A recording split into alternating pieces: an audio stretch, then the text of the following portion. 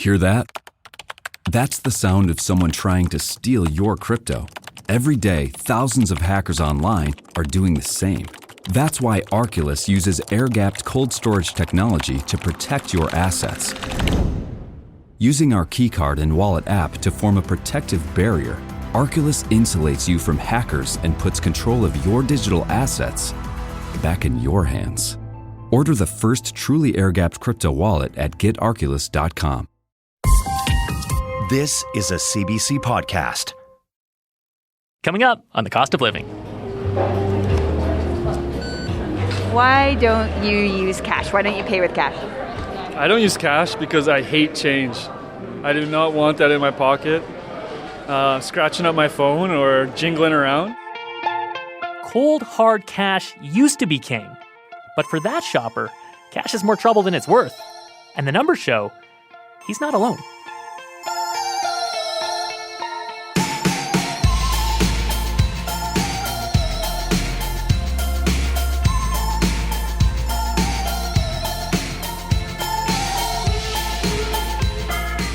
Hi, I'm Paul Havershrud. Welcome to The Cost of Living. Back in the day, I loved my piggy bank. Dropping in a coin, counting up the savings. Now, we're a nation of tappers. We use less cash than ever before, and that matters to more than just piggy banks. That's later in the show. Also today, Canada's prairies, the world's breadbasket, are coming off a hot, dry summer. It's a tough year for crops, which could turn into a more expensive year for all of us. Up first, the rich get richer, right? Well, maybe not.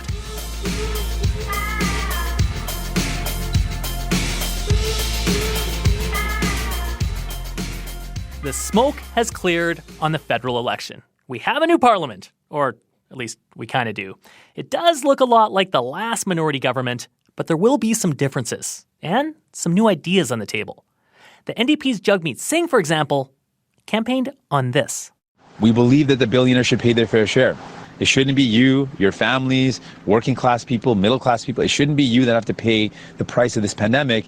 It should be the billionaires, the multimillionaires, those who have made profits in this pandemic. Jagmeet Singh would like to see a wealth tax. Now, a wealth tax wasn't part of the Liberal platform, but they will need NDP support to hold together a minority government. Our producer Tracy Johnson is here. So Tracy, a wealth tax, other countries have tried it. They're talking about it in the U.S. What would that look like here? What it would look like here is a 1% annual tax on people who have a net worth of $10 million or more. Net worth is assets minus liabilities. So, for example, the value of your home less the amount that you owe on your mortgage. And for the very richest Canadians, let's take Chip Wilson, for example. He created Lululemon, lives in Vancouver, and he is worth $8 billion, according to Forbes magazine. Chip Wilson would pay around $80 million more in taxes every year. That would be a big bill to face from the CRA. And it does look like a wealth tax would add up. At the same time, Chip Wilson, he's a billionaire. That's rare. There's not a lot of them. How many Canadians have a net worth above this $10 million threshold? About 76,000 families. That's according to the Parliamentary Budget Office in Ottawa. And it's an estimate because there is no centralized tracking of Canadians' assets. And there's a lot of discussion, though, about just how much money a wealth tax would raise. The Canadian Centre for Policy Alternatives says $28 billion in the first year, which is a lot of money. That's enough to pay for universal pharmacare and $10 a day daycare with money left over. $28 billion is a lot, especially considering all of our pandemic spending. And when you look at polling, it also shows that a wealth tax is popular, as in like 80% plus of Canadians like the idea. And that is support that cuts across party lines, which is rare these days. I get why everybody thinks it's a great idea. Taxing, anybody with 10 to 20 million or above amount of wealth. None of us normal people are in there. So it seems like a great idea, but it's hard. That's economist Lindsay Tedds, and she is one of Canada's key brains on taxation. Now, Lindsay thinks that the wealth tax is an idea worth exploring, but as you heard her say, it is also challenging. And our goal here is to figure out why. Where have wealth taxes gone wrong or right, and how are wealthy people likely to react to them? Now, the first challenge is, How do you define who is rich? When we look at, where sources of wealth are, well, a big source of wealth is the principal residence, and that's currently exempt.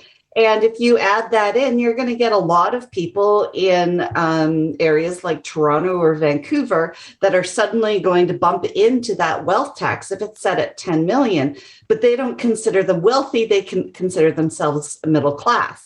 Those numbers from the PBO say 10 million puts you in the top 0.5% of Canadian wealth. It's not exactly middle class. No. But, to Lindsay's point there, if you have a house in Vancouver, say, it's shot up in value, or you have a bunch of farmland in Saskatchewan, your net worth could be $10 million, but it would be tied up in those assets, so you may not have that much cash on hand, and yet you'd still have this $100,000 a year tax bill coming to you, and that's on top of what you're already paying. Right. So we're not just talking about the Weston family or Chip Wilson. There is a real range of people who, under the current proposal, would pay more income tax. And it is, as we all know, the rare person who wants to pay more taxes. I want to introduce you to someone who knows that very well. My name is David Lesbrunts. Since being called to the bar in 1990, I've been helping clients move around and organize their lives so that they maintain their lifestyle while minimizing or at least controlling their tax obligations. David is a tax and citizenship advisor, which means that he helps people find places to live where the taxes are lower, and that includes himself. I'm a Canadian. That has included moving myself and my family several times. I last left Canada, became a non-resident just before Mr. Trudeau won his first election. Where did he end up? He's in Gdansk, Poland, in part for tax reasons. And this is one of the issues with wealth taxes. You see rich people leaving their home countries if taxes there get too high. That's right. So there are many countries around the world that offer special taxation deals to the wealthy, like, hello, billionaire, please come live here, spend your money here.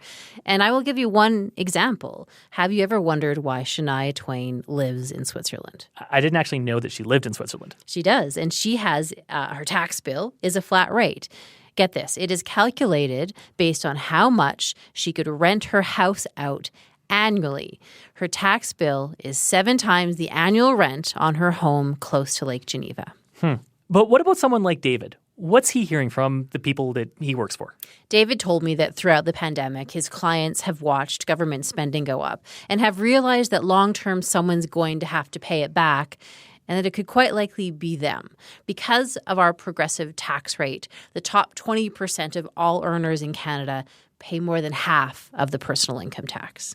And these people are wealthy. They have the means to leave. They have a lot of options. They can decide where in the world they want to live. Right, and exactly. And as I mentioned, there's all these countries willing to offer nice taxation deals to the rich. And it's not just the Caymans or the Caribbean. It's countries like Ireland and the UK. There's Portugal, Italy, Greece. So what is David hearing right now? He's saying that there's not a rush for the door, but he did say that people are starting to make backup plans. So one of the things you're going to see a lot of in Canada are people exploring getting their lineage citizenships or looking at things like a Portuguese golden visa or a New Zealand investor visa, having that in hand. And then if they introduce a bill for a wealth tax, of course, it's got to go through the various readings of the House, they'll pull the trigger and leave before it becomes law. David is not suggesting that this is an easy decision. People make these calls based on their lifestyles. How old are they? Do you have kids in school? Is your family in community here? They might stick around, but the flip side of that is that COVID has shown that you can really work from anywhere. And when it comes to wealth taxes, historically, this idea of rich people leaving, flight, has been an issue. You look at what happened in Europe in the 90s, around a dozen countries had some form of a wealth tax. France, for example, had a wealth tax until 2017, but found that too many millionaires were just leaving. Yeah, a lot of people left France over that period. But what wealth tax proponents say now is that those earlier taxes were not well designed. And one idea now is to charge an exit tax, a very punitive one of maybe 30 to 40% or higher on people who leave the country. So they have to sell their assets and pay tax before they go. I mean, that is something that would definitely change the financial math around leaving. So let me give you an example of a place where a wealth tax still exists and is successful. And interestingly, it's Switzerland again, where taxes are levied very locally and the money is spent very locally. So people can actually physically see where their tax money is going. So is Shania Twain paying that? No, because she's a foreign millionaire, which just shows you how complicated these things are. What the Swiss example shows, according to David, is that a wealth tax can work if it's really tailored to the country.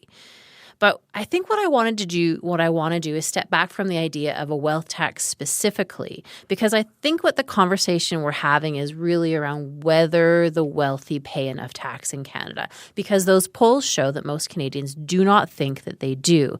But I want to offer a different perspective from David L'Esperance.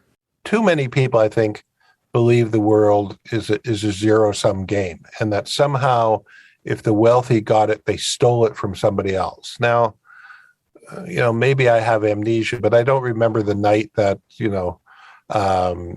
Steve Jobs came to my bed, put a gun to my head and said, Apple or die, or that Jeff Bezos said, join Prime or, I'll take away your children.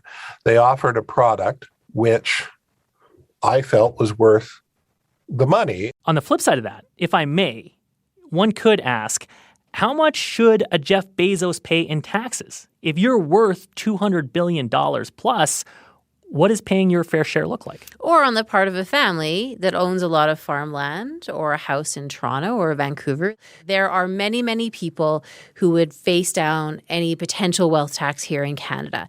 And that is one of the reasons that this becomes complicated. Here's Lindsay Tedds again.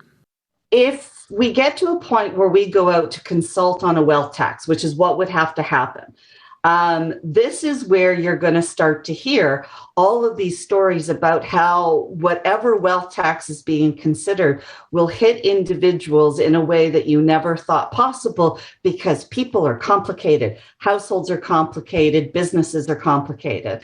And along the way, you're going to find why it is hard and why we are now down to only 3 countries in the OECD that continue to have a wealth tax. If we do ever get a wealth tax, do you think we could get Shania to sing Any Tax Man of Mine? Can only hope, Paul.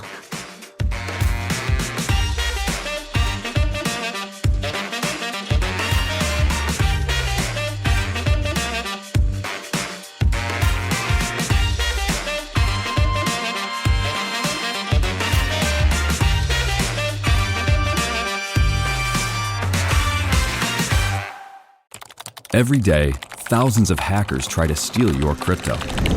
But Arculus uses air-gapped technology by forming a protective barrier that insulates you from hackers and secures your crypto. Order yours at getarculus.com. I am speaking to you at a moment of grave crisis. I'm Jeff Turner, and this is Recall. It's a series about history. Not the ancient past, but history that's still hot to the touch. In this first season, I explore a revolutionary political movement that brought a modern democracy to the brink. You can find Recall, How to Start a Revolution on the CBC Listen app or wherever you get your podcasts.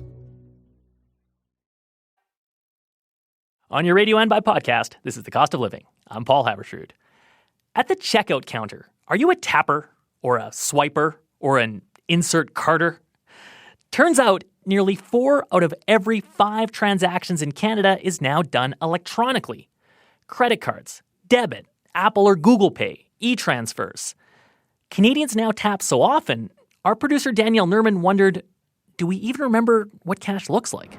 Can you tell me what is on the nickel? Is it deer? Deer head? No. No. Queen's on it. Queen's on everything. And what about the 5? Do you know who that is? Sir Ray McDonald, isn't it? It's an old man. I don't know who he is. No idea. You don't know who's on the 10? You don't know who this woman is? Oh, it's the new Canadian bill has the female on it that we should recognize, and we should know her name. Alda. Viola. Come on. Desmond, thank you. Okay. Sorry. No, it's fine. All right, can you remember what's on money? Let's start with the quarter. It's moose, right? Elk or stag? But I think it's an elk. Yeah. Okay, let's just verify that quarter. Hold on. I swear it's a moose. When's the last time you saw this? Whoa. That's not a moose. Not a moose. It is a caribou. Caribou. I was wrong. We were all wrong. So we can struggle to remember what's on our money. Understandable, since we're handling it less and less these days. But does all of our tapping cost us anything? Canadians think plastic is fantastic. Over the last 5 years, cash transactions in Canada have dropped by 44%. And when it comes to cashless countries, Canada ranks number 1. We use credit cards more often than people in the UK, Sweden, even Hong Kong. I don't use money anymore. Every place you go, they accept a credit or debit card. So we don't carry money anymore. It's just inconvenient. It's much slower to use. I mean, right now too, physically touching money isn't great. I prefer the debit. I use it by mobile. Yeah, it's not the card now. I use the debit by mobile, so it's easy. So I don't need to bring my big wallet or something like that. So I need just my phone. I think credit card is just very easy. Tap and go, right? But plastic isn't so great for small business. Every time a customer taps or swipes, stores have to pay fees to credit card companies, banks, and the companies that rent, lease, and sell contactless payment terminals. They're called interchange fees, and Canada has some of the highest in the world. Jessica McCarroll owns a coffee shop in Calgary. The fee itself is 2.63% plus 10 cents per use. Our average transaction sale is about $5, so that equates to 25 cents per transaction. She figures 95% of her customers pay by tap, so it adds up. Now, if you use a credit card to buy that pair of jeans you want, the store will not only pay an interchange fee on the purchase price, but on the sales tax too. That really bothers a lot of small businesses, as it should, because it just seems fundamentally unfair that the banks and the credit card companies are making money off the taxes that they have to now collect and remit to government. Corinne Pullman is with the Canadian Federation of Independent Business. Yeah. So, I mean, just on the sales tax, merchant fees on sales tax alone, we estimate they're making probably over $500 million per year. She says the CFIB is lobbying to lower interchange fees, which is something giants like Amazon and Walmart have already been able to do. But not Jessica McCarroll. She just doesn't have the negotiating power. Because I am so small, there's very little I can do until my business reaches a certain gross level. There's not much you can change. Government regulation, of course, would be lovely, but I don't know whether or not that's something that's possible. The federal government recognizes that small businesses have been hit hard by the shift away from cash, and they're working with industry to figure out what to do.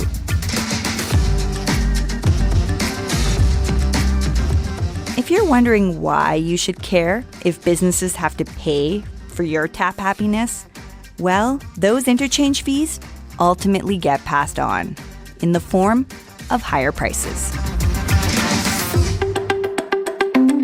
For The Cost of Living, I'm Danielle Nerman.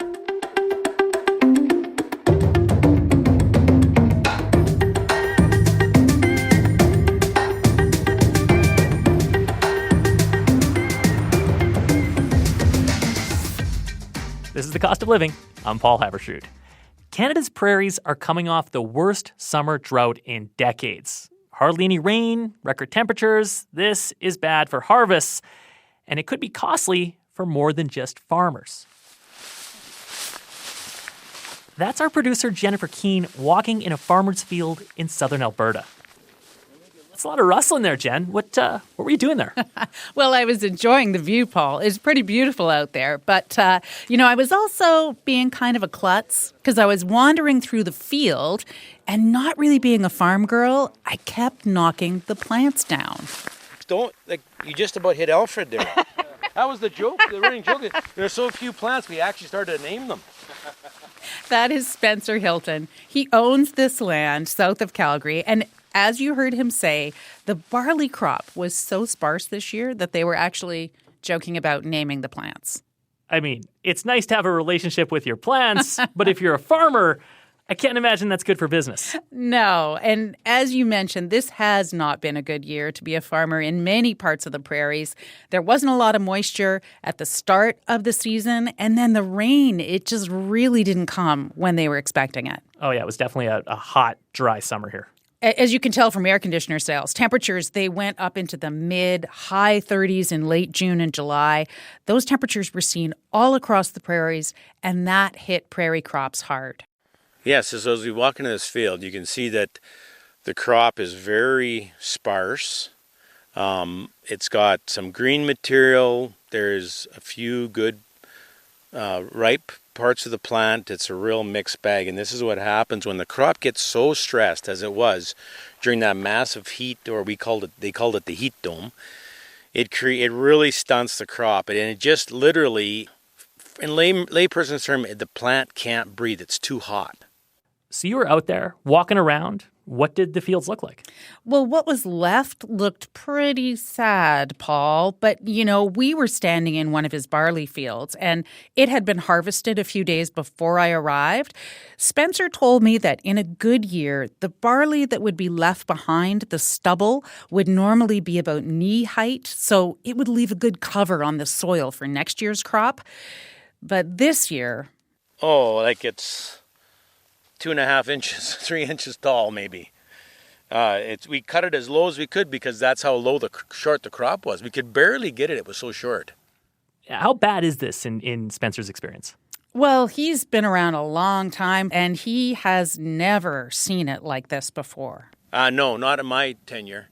Not that I'm a young person, but and in the late 70s into the early 80s, we had some really dry cycle, and we had another one again in about 2001. Yeah, nothing like this.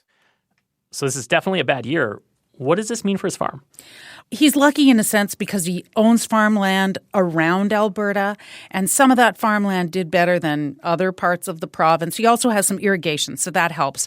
But his barley crops in particular are pretty sad. He figures he's maybe going to get about 25% of the harvest that he normally would. A quarter of the harvest. Is there a word for the opposite of a bumper crop? Lousy, I guess. But, it's a good indication of what the barley harvest is going to be like around the prairies. StatsCan just put out its forecast recently for this year's harvest. It estimates barley production will probably be down about 30%. Along with wheat, it's going to be one of the hardest hit crops. And you want to guess what that means, Paul? Yeah, I probably have an idea. Bad harvest, lots of demand, prices going up. You got it. Last year, Spencer got around $6 or $7 a bushel. This year, the price is around $10 a bushel. So, we were at a good price, and now we're at like an unbelievable price. Wish we had something to sell. You might be thinking, that's not good news for Spencer, but it's also not good news for the rest of us, especially if you happen to enjoy sitting in front of a game with a frosty cold one in your hand. The thing that makes beer is barley. And that's why it's not called wine. It's called beer. And so any appreciation or increase in the price of malt barley, that's going to find its way down to like a good old 6-pack of beer. The thing that makes beer is barley. It's the essential ingredient, Paul. Barley, water, hops. Can't do without the barley. That was Chris Hooper. He would know. He's in the beer business. He works for Spencer because Spencer's farm doesn't just grow barley. The slogan for his farm is, "We grow beer." About 4 years ago, he started up a craft brewery called Origin, which uses the barley from his own fields. And that's where we went. We're starting with our Heritage Pilsner. So this is a really easy drinking lager. I think you'll like it. We really enjoy it because it's a wonderful showcase for what Spencer is growing. Jen, when he mentions easy drinking lager, did you try that? Was it an easy drinking lager?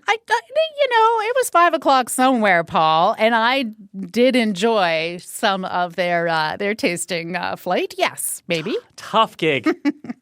Yeah, it is a tough gig. We were in the tasting room at Origin Brewery, and Chris was telling me that they're actually in a good position because they can use the best of Spencer's barley crops. But overall, this is going to be a tough year for beer makers because not only is there less barley, but there's also a lot less good barley.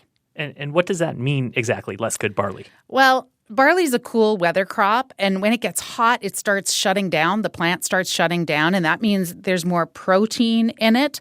That's not good when you want to turn malt barley into beer. It means that beer companies are going to have to buy more of it, and that's going to affect prices. Because you're not going to get as much alcohol out of the same pound or kilogram of malt. So I think we're going to see an increase. I don't know what that's going to be, but I can say that most craft breweries have never seen anything like the crop, the harvest that they're going to see this year. And so I think there's going to be a lot of people who are going to have to take a really hard look at how much they're charging because their input costs are going to go up. I heard higher input costs, and of course, is that going to mean higher beer prices? I did speak to some craft brewers. They said this isn't happening yet, but it's probably inevitable. And according to the industry group Beer Canada, the barley crop is just actually the latest hit for beer makers. The pandemic lockdowns were really hard on them. Beer is facing stiff competition from new drinks like hard seltzers, White Claw, that kind of thing. And federal taxes are set to go up on beer next March. Okay, then so when you take all of this, look at it, brass tacks, what does this mean for beer drinkers? It does sound bad, doesn't it, Paul? But Chris said, don't panic. There will be enough beer to go around. And, when you talk to farmers like Spencer Hilton, they always take the long view. Maybe next year will be a bumper crop. There is always hope, yes. If we didn't have that, we wouldn't be in this business, Lord knows.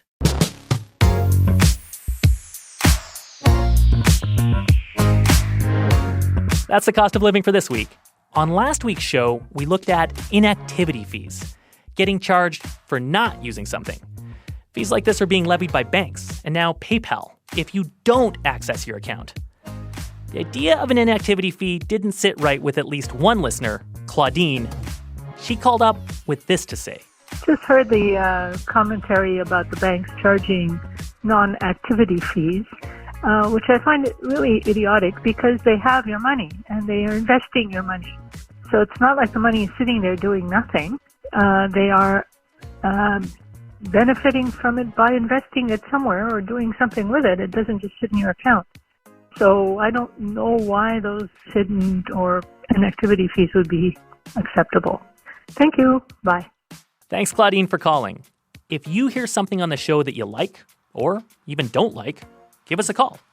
1-866-550-COST. That's 1-866-550-COST. Or email costofliving@cbc.ca. You can find links to our Facebook and Twitter on our show page, cbc.ca/costofliving. Follow our podcast anywhere you get podcasts. Apple, Spotify, Google, CBC Listen app. The show is based in Calgary. Our producers are Anissa Dari, Danielle Nerman, and Jennifer Keane. Our executive producer is Tracy Johnson. I'm Paul Havershrud. Thanks for listening.